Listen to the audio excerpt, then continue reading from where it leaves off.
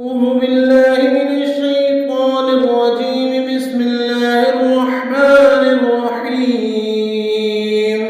ياسين والقرآن الحكيم إنك لمن المرسلين على صراط مستقيم. تنزيل العزيز الرحيم لتنذر قوما ما أنذر آباؤهم فهم غافلون.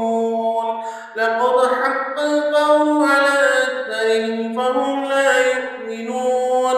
إنا جعلنا في أعناقهم أغلالا فهي إلى الأذقان فهم مقمحون. وجعلنا